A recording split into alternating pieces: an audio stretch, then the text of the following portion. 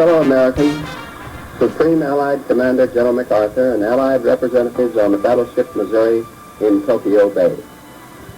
The thoughts and hopes of all America, indeed of all the civilized world, are centered tonight on the battleship Missouri. There, on that small piece of American soil, anchored in Tokyo Harbor, the Japanese have just officially laid down their arms. They have signed terms of unconditional surrender. To all of us, there comes first a sense of gratitude to Almighty God, who sustained us and our allies in the dark days of grave danger.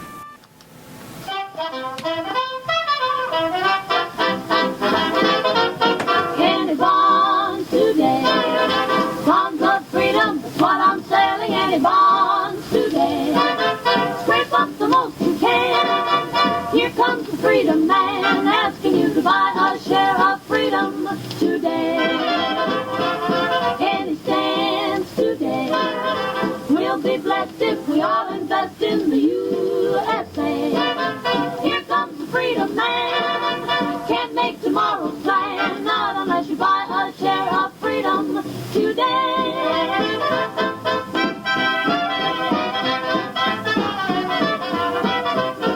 The tall man with the high hat and the whiskers on his chin will soon be knocking at your door, and you ought to be in. The tall man with the high hat will be coming down your way. Get your savings out when you hear him shout, any bonds today, any bonds today. Bonds of freedom, that's what I'm selling, any bonds today. Scrape up the most you can. Here comes the freedom man, asking you to buy a share of freedom today. Any bonds today, all you give will be spent to live in the Yankee way. So at this point, I'm going to introduce our Master of Ceremonies, Mr. Edward Harding from Channel 5. Thank you. Good morning. And what I would like to do now is to present the colors, and let me introduce Commander Bob Gillen, who will begin that sequence for us. Commander? Color guard, parade the colors. This morning we're honored to have Shannon with us. She'll sing the national anthem. And, oh, by the way, sing along. Oh, say, can you see by the dawn's early light what so proudly we hailed at the twilight's last gleaming? In October 1944, the last major naval battle of the Second World War was fought between the United States of America and the Japanese Empire. After Leyte, the United States Navy would command the Pacific Ocean, and there would be nothing the Japanese Empire could do to save itself from total defeat. Commonwealth, ladies and gentlemen, it's my pleasure to introduce to you Francisco Urena. We are here today to honor the veterans from the greatest generation who have secured our freedoms in such a personal cost.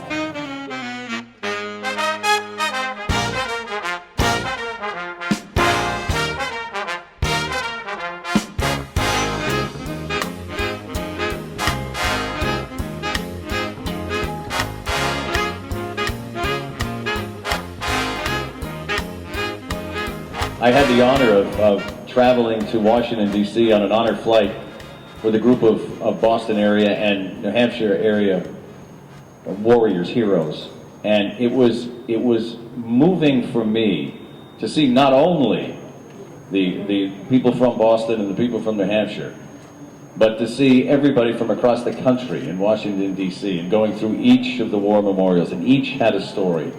Its black sand beaches are known worldwide by fighting men. It was one of the bloodiest battles of World War II. It is a source of national pride and is memorialized for all to reflect and remember. It is Iwo Jima. Candy bonds today, bonds of freedom, that's what I'm selling. Candy bonds today, scrape up the most you can. Here comes the freedom man, asking you to buy a share Battle of the Bulge Association. Ladies and gentlemen, it's my great pleasure to introduce to you John McAuliffe. Shocking. You didn't start the war. You fought the war and you finished the war. The worst ever seen by mankind. We consider you a shining.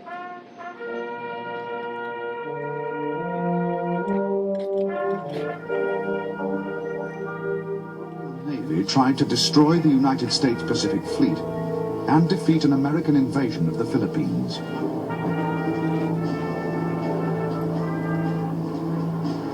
The result was the greatest naval battle in history.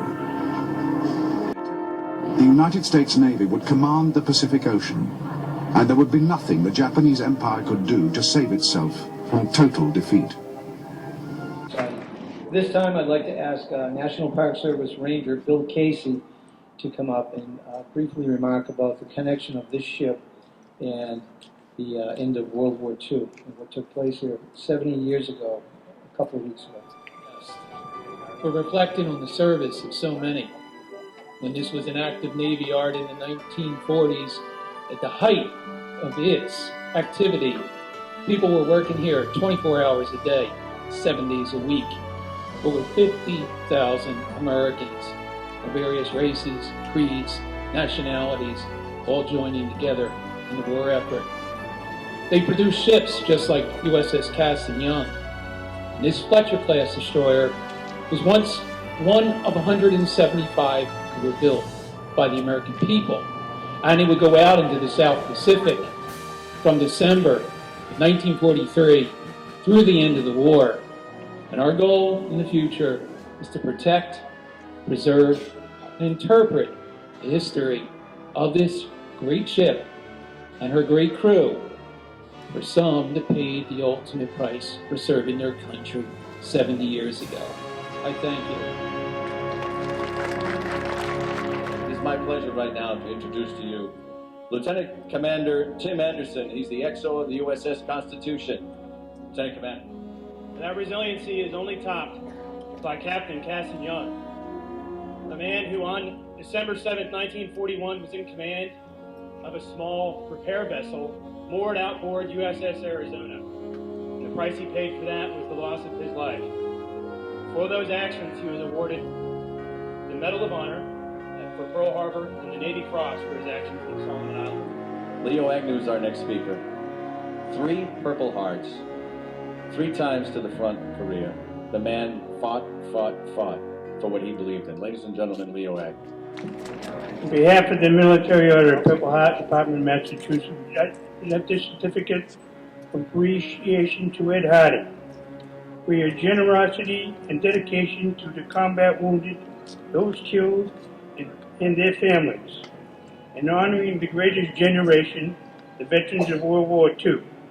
On the 16th day of August in the year 2015, on the USS Casey Young, Boston Historical Park, Charlestown Navy Yard. I'd like to present this here.